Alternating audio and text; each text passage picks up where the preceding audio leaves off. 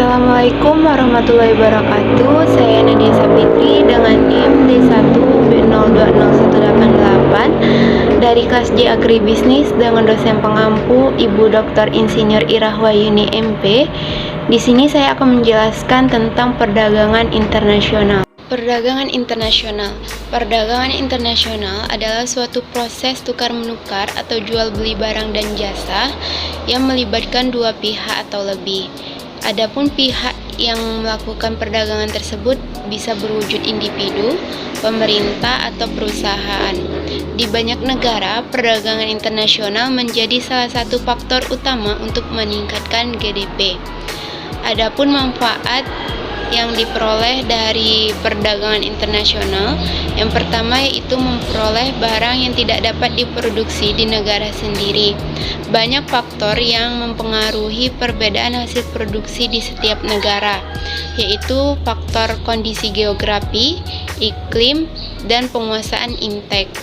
Dengan adanya perdagangan internasional, maka negara mampu memenuhi kebutuhan yang tidak dapat diproduksi sendiri. Dan yang kedua yaitu ada manfaat memperoleh keuntungan dari spesialisasi.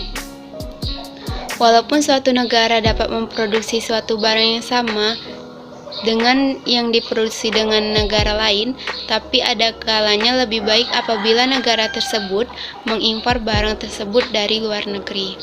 Dan yang ketiga yaitu ada manfaat memperluas pasar atau menambah keuntungan.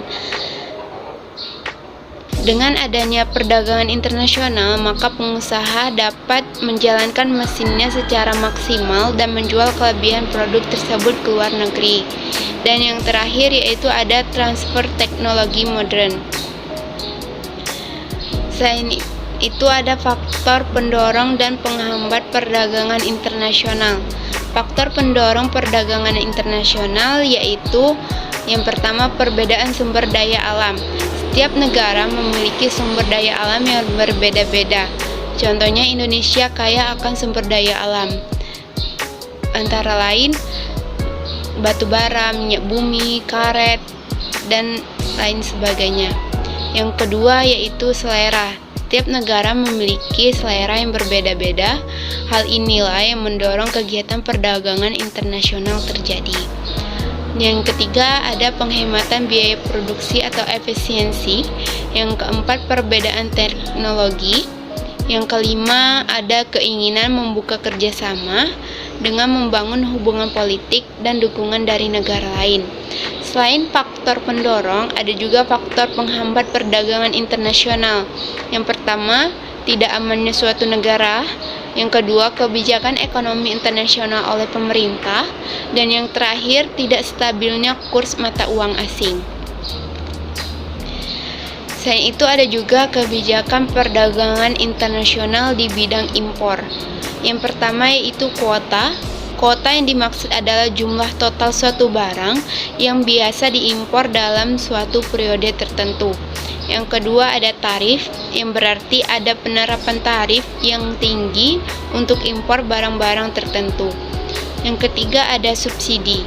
Kebijakan subsidi ini bertujuan untuk menekan harga barang produksi lokal. Dan yang keempat adanya larangan impor.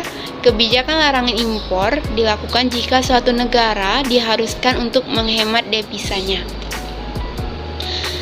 Kemudian ada kebijakan perdagangan internasional di bidang ekspor. Yang pertama, diskriminasi harga, penetapan harga barang yang berbeda untuk masing-masing negara. Yang kedua, adanya pemberian premi, memberikan premi kepada badan usaha atau industri yang melakukan ekspor. Yang ketiga, dumping, penetapan harga barang ekspor lebih murah dibandingkan harga barang tersebut di dalam negeri.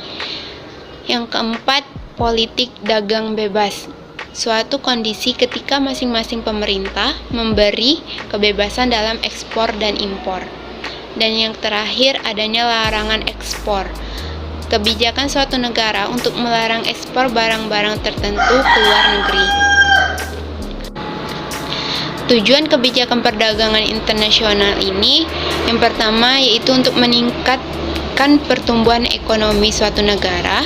Yang kedua, mengendalikan ekspor dan impor. Dan yang ketiga, menyehatkan neraca pembayaran.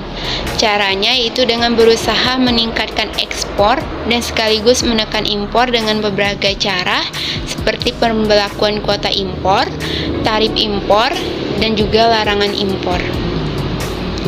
Adapun alat pembayaran internasional, yang pertama yaitu letter of credit.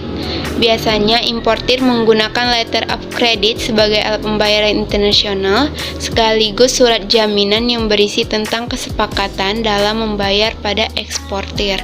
Dan yang kedua ada advance payment atau cash payment, adalah jenis pembayaran yang dilakukan sebelum jadwal normal, seperti membayar barang atau layanan sebelum barang diterima.